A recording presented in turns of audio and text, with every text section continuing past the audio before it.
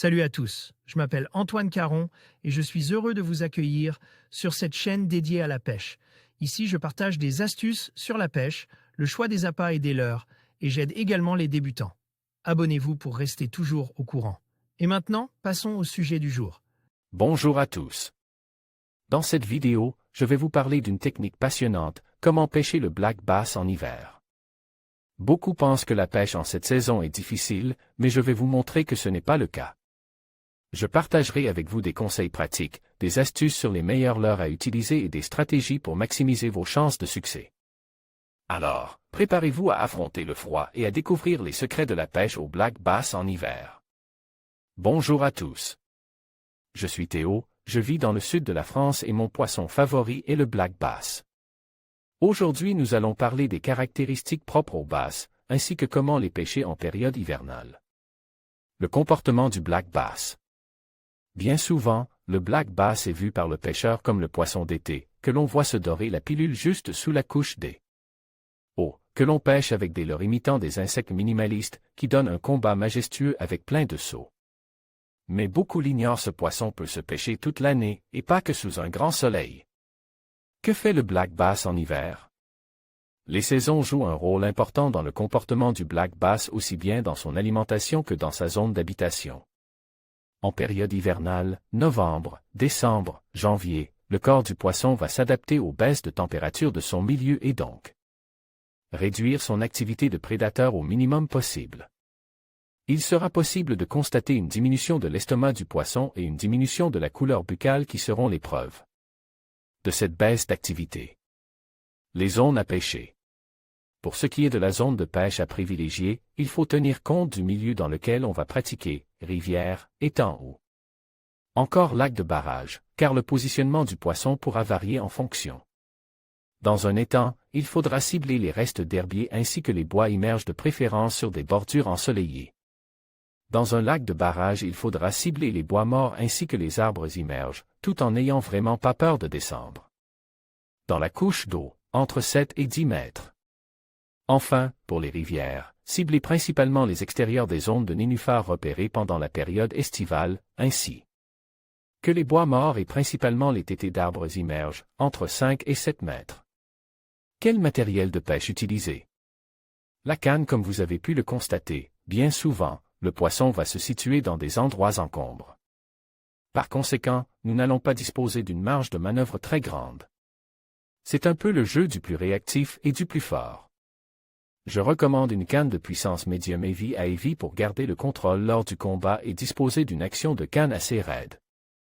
Elle permettra de bien appuyer les ferrages de sorte à louper le moins possible, d'extraire le poisson de sa cachette, bien souvent représenté par du cover, tel que d'un arbre mort immerge. Moulinet spinning ou casting au bord de l'eau comme sur les réseaux sociaux, on me fait souvent la réflexion, quel est le mieux? Entre spinning ou casting? Il n'y a pas de réponse parfaite. Aujourd'hui, toutes les méthodes de pêche peuvent se pratiquer des deux manières. Il sera juste question de goût, de confort, et de préférence du pêcheur. Néanmoins, certaines fois, l'une sera plus recommandable que l'autre pour des raisons techniques. Dans le cas présent, je recommanderais un moulinet avec un fort ratio, 7.4. Le casting est préférable car il est réputé pour avoir une meilleure précision que le spinning, ainsi que pour avoir un contact direct du pouce sur la bobine permettant à n'importe quel moment de la bloquer pour envoyer un ferrage. Enfin, disposer d'un moulinet avec un fort ratio permettra d'extraire le poisson le plus rapidement possible de l'obstacle. Tresse ou fluorocarbone. Le black bass est un poisson sournois qui utilisera toutes les options possibles pour vous empêcher de le sortir de sa cachette.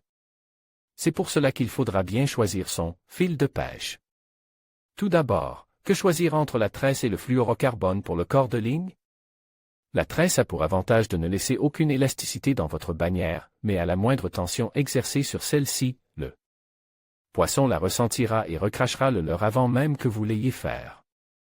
Le fluorocarbone, à l'inverse de la tresse, permet d'exercer une tension sur la bannière sans que le poisson ne la sente, mais a pour défaut d'être beaucoup plus élastique. Pour ces pêches hivernales dans le cover, il est donc préférable d'utiliser de la tresse. Je recommande un diamètre entre 15 et 20 centièmes en fonction de la puissance de votre canne. Ne vous inquiétez pas, la taille de la tresse peut paraître énorme mais elle n'impactera en rien la quantité de touches obtenues. Elle assurera juste que vous ne vous fassiez pas casser à tous les coups dans le cover. Enfin pour le bas de ligne, je recommande du 35 au 40 centièmes. Il faudra l'adapter de façon cohérente en fonction de la taille de votre corps de ligne. Le choix du diamètre peut être en fonction des spécimens présents sur le lieu de pêche. Il m'est arrivé de me faire casser 3 ou 4 fois d'affilée en 35 centièmes pour passer ensuite sur du 40 centièmes et sortir tous les poissons suivants. Comment l'expliquer? Lorsque vous pêchez le black bass dans le cover, il va y avoir une abrasion entre les branches immergées et votre bas de ligne. Car le poisson va aller s'entourer autour, et si votre bas de ligne est trop fin, cela se résumera par une casse à chaque fois. Les leurres. Pour vous parler des leurres, j'ai décidé d'interroger 4 personnes afin de voir ce qui ressort le plus souvent et tirer certaines conclusions. Totof, pêcheur assidu de black bass, pour une saison réussie, il faut une frog, grenouille en français, comme une basiliski, un jig et un leurre de surface comme le whopper plopé. Thierry Chéramy, vice-champion de France de pêche du black bass en float tube 2018, sa sélection pour l'hiver, des worms en montage. Sanko, une créature comme le Fat Ika, un jig et un chatterbait fox rage.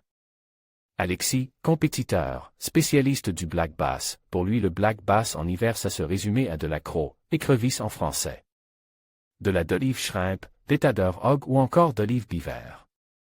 Julien Issanchou, compétiteur avec de nombreux podiums en compétition black bass, c'est incontournable pour l'hiver, une créature.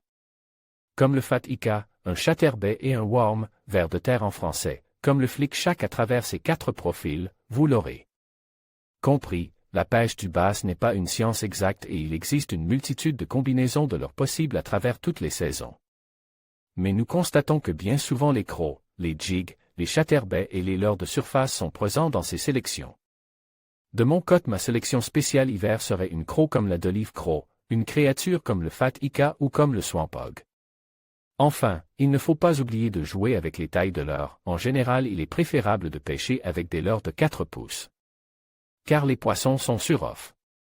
Mais certaines fois, un leurre de 5 ou 6 pouces pour un gros bass qui a un creux peut faire la différence. S'il faut retenir 3 choses de cet article, c'est d'utiliser une canne forte, ne pas avoir peur d'utiliser de la grosse tresse et un gros bas de ligne et pêcher avec des crocs. Et j'allais oublier. Prendre du plaisir au bord de l'eau. Article rédigé par Théo Nadal. En conclusion, pêcher le black bass en hiver nécessitait une approche stratégique et adaptée aux conditions froides.